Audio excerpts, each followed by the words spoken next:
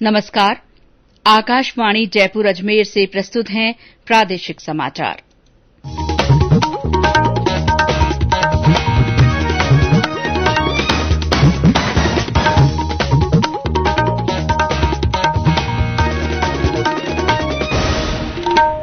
मुख्य समाचार।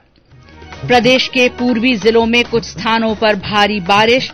सवाई माधोपुर के कुशाली दर्रा में मंदिर में फंसे 10 लोगों को एसडीआरएफ ने सुरक्षित निकाला। राज्य में आज 1,97,000 से अधिक कोविड टीके लगाए गए। संसद का मानसून सत्र आज से शुरू। प्रधानमंत्री ने कहा, सरकार सत्र के दौरान सार्थक चर्चा के लिए तैयार। प्रदेश में पंचायती राज संस्थाओं और स्थानीय निकायों में उपचुनाव के लिए मतदान 25 और 26 जुलाई को। और टोक्यो ओलंपिक और पैरालंपिक में भाग लेने के लिए जयपुर के 3 निशानेबाज टोक्यो पहुंचे। समाचारों के साथ मैं शीला चावला। 18 वर्ष से अधिक आयु वर्ग के लिए सरकारी केन्द्रों पर निःशुल्क राष्ट्रव्यापी कोविड टीकाकरण अभियान जारी है। युवा श्रोताओं से अपील है कि वे स्वयं कोविड रोधी टीका लगवाएं और अन्य लोगों को भी इसके लिए प्रोत्साहित करें। कोविड स्वास्थ्य के लिए खतरा बना हुआ है, ऐसे में एहतियाती उपायों के पालन में कोताही न बरतें। जब तक आवश्यक न हो घर से बाहर न निकलें और 3 सरल उपायों का पालन करें। मास्क लगाएं, 2 गज की सुरक्षित दूरी बनाए रखें, बार बार हाथ धोएं, चेहरा साफ रखें और टीका जरूर लगवाएं। कोविड से संबंधित जानकारी और मार्गदर्शन के लिए राष्ट्रीय हेल्पलाइन नंबर 011239780046 और 1075 पर संपर्क करें। राज्य के हेल्पलाइन नंबर 104 या 108 पर भी फोन किया जा सकता है। इसके अलावा वरिष्ठ नागरिकों के लिए हेल्पलाइन नंबर है 14567।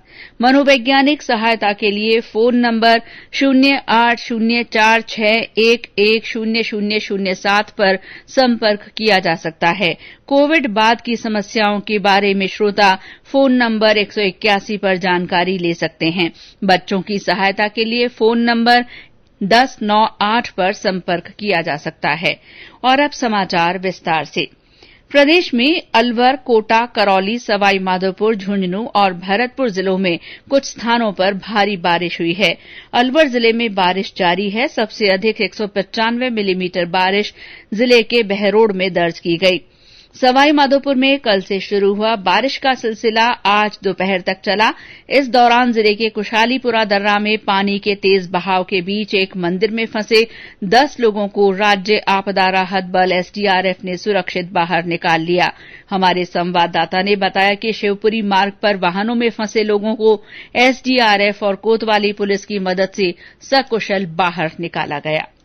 सवाई माधोपुर जिले में बीती रात से हुई बारिश कहीं राहत तो कहीं आफत बन गई। जिले में अनेक स्थानों पर जल भराव की स्थिति पैदा हो गई। टोंक शिवपुरी हाईवे पर कुशाली दर्रा नाले का पानी सड़क पर तेज बहाव के रूप में आने के कारण रोडवेज बस तथा अन्य छोटे वाहन फंस गए। सूचना के बाद मौके पर पहुंची एसडीआरएफ की टीम और कोतवाली पुलिस के जाप्ते ने रोडवेज बस अन्य वाहनों अंदर में फंसे लोगों को रेस्क्यू कर सकुशल निकाला। शेरपुर खिलचीपुर सहित जिला मुख्यालय को जोड़ने वाले अमूमन सभी मार्गों पर तेज पानी के बहाव के चलते 3 से 4 घंटे तक यातायात बाधित रहा। सतीश वर्मा, आकाशवाणी समाचार, सवाई माधोपुर। बूंदी जिले में कई इलाकों में मानसून की बारिश से खेत लबालब हो गए, जिससे धान की फसल को जीवन दान मिला है। धौलपुर जिले में भी अच्छी बारिश हुई है। इस बीच मौसम विभाग ने आज अलवर, दौसा, झुंझुनूं, धौलपुर और करौली जिलों में कुछ जगह भारी बारिश का येलो अलर्ट जारी किया है। भरतपुर और सवाई माधोपुर में कुछ स्थानों पर बहुत भारी बारिश की चेतावनी जारी की गई है। कई जिलों में बिजली गिरने की चेतावनी दी गई है। मौसम विभाग के निदेशक राधेश्याम शर्मा ने बताया कि अगले 24 घंटों तक तेज बारिश का दौर जारी रहेगा। पिछले 24 घंटों में जयपुर, भरतपुर और कोटा संभाग के जिलों में मानसून पूरी तरह से सक्रिय रहा है। ज्यादातर भागों में लाइट टू मॉडरेट रेन, कहीं कहीं heavy to very heavy rain भी रिपोर्ट हुआ है। आज यदि 19 जुलाई की बात करें तो आज सुबह के समय पिछले 2-3 घंटों में सवाई माधोपुर में हेवी रेनफॉल 78 mm दर्ज हुआ है। वहीं धौलपुर में भी आज सुबह के बाद अब तक 43 mm बारिश दर्ज हो चुकी है। मध्यम से तेज दर्जे की बारिश का यह दौर जयपुर और भरतपुर संभाग में अभी भी अगले 24 घंटों तक बने रहने की संभावना है। इस सिस्टम का असर कल यानी 20 जुलाई से कम होगा और अगले 2-3 दिन पूर्वी राजस्थान में केवल कुछ एक पॉकेट्स में हल्के से मध्यम दर्जे की बारिश ही होगी। 22-23 जुलाई से एक बार फिर से कुछ ज्यादा एरियाज में लाइट टू मॉडरेट रेनफॉल होने की संभावना है। इस बीच मौसम विज्ञानियों का मानना है कि अभी भी राज्य के आसमान पर घने बादल बने हुए हैं, जिससे बिजली गिरने का खतरा बना हुआ है। इन विज्ञानियों का सुझाव है कि जब भी मेघ गर्जना हो तो खुले स्थानों पर रहने वाले लोगों को सुरक्षित स्थान की शरण लेनी चाहिए। खुले स्थानों पर और पेड़ के नीचे कभी नहीं बैठना चाहिए। आसपास अगर शरण लेने के लिए जगह न हो तो जमीन पर बैठ जाना चाहिए। प्रदेश में आज 1362 टीकाकरण सत्रों में 1,97,000 से ज्यादा कोविड टीके लगाए गए। अब तक कुल 2,89,29,000 से अधिक कोविड टीके लगाए जा चुके हैं। श्रीगंगानगर में आज 11 केन्द्रों पर और बूंदी में 52 केन्द्रों पर टीके लगाए गए। बूंदी में 41% से अधिक पात्र लोगों को टीके लगाए जा चुके हैं। देश में अब तक राष्ट्रव्यापी टीकाकरण अभियान में 40,64,00,000 से अधिक टीके लगाए गए हैं। स्वास्थ्य मंत्रालय ने बताया है कि 24 घंटे के दौरान 13,63,000 से ज्यादा टीकाकरण किया गया। देश में कोविड से स्वस्थ होने की दर बढ़कर 97.32% हो गई है। अब तक 3,03,00,000 लोग इस संक्रमण से मुक्त हो चुके हैं। पिछले 24 घंटे में कोविड संक्रमण के 38,000 से ज्यादा नए मामले सामने आए हैं। केन्द्र सरकार की ओर से कोरोना के प्रति जागरूकता लाने के लिए जन आंदोलन चलाया जा रहा है। इसी के तहत आकाशवाणी जयपुर के समाचार बुलेटिनों में प्रसारित की जा रही विशेष श्रृंखला जनता का संदेश जनता के नाम में सुनिए हमारे श्रोता का संदेश। मैं जिला फाजिलका पंजाब से बोल रहा हूँ। शिव प्रकाश है मेरा नाम। कोरोना वायरस फैल रहा है तो इसमें ये ध्यान रखें, मास्क लगा कर रखें, हाथ में मुंह साफ रखें, 2 गज की दूरी बनाकर रखें। ये समाचार आकाशवाणी जयपुर अजमेर से प्रसारित किए जा रहे हैं। समाचार अभी और भी हैं, लेकिन पहले ये संदेश। चलो मिलकर एक शुरुआत करें, चलो एक फैसला आज करें, मास्क नहीं तो टोकेंगे, कोरोना को रोकेंगे। चलो एक इरादा करते हैं, चलो कुछ वादा करते हैं, मास्क नहीं तो टोकेंगे, कोरोना को रोकेंगे। समाचारों में आपका फिर स्वागत है। संसद का मानसून सत्र आज से शुरू हो गया है। विपक्षी सदस्यों के हंगामे के कारण संसद के दोनों सदनों की कार्रवाई बार बार बाधित हुई। लोकसभा की बैठक शुरू होने पर शोरगुल होने लगा। प्रधानमंत्री नरेंद्र मोदी लोकसभा में नए मंत्रियों का परिचय कराना चाहते थे। इसी बीच विपक्षी सदस्य सदन के बीचों बीच आ गए और कृषि संबंधित कानूनों को रद्द करने की मांग तथा तेल की कीमतों में भारी बढ़ोतरी को लेकर नारेबाजी करने लगे। भोजनावकाश के बाद भी संसद के दोनों सदनों में शोर शराबा जारी रहने पर बैठक कल तक के लिए स्थगित कर दी गई। इससे पहले संसद की कार्रवाई शुरू होने से पहले संवाददाताओं से बातचीत में प्रधानमंत्री ने कहा कि सरकार सत्र के दौरान सार्थक चर्चा और सभी प्रश्नों के उत्तर देने के लिए तैयार है। मुख्यमंत्री अशोक गहलोत ने सभी विभागों से जल ग्रहण से संबंधित प्रस्ताव जल्द तैयार करने के निर्देश दिए हैं। श्री गहलोत ने आज वीडियो कॉन्फ्रेंस के माध्यम से पंचायती राज विभाग के जल ग्रहण विकास और भू संरक्षण कार्यों की समीक्षा की। उन्होंने कहा कि मानसून में जल ग्रहण से संबंधी ज्यादा से ज्यादा काम होने चाहिए। मुख्यमंत्री ने वाटरशेड से जुड़े विभिन्न ढांचों की उपयोगिता का अध्ययन कराने के भी निर्देश दिए।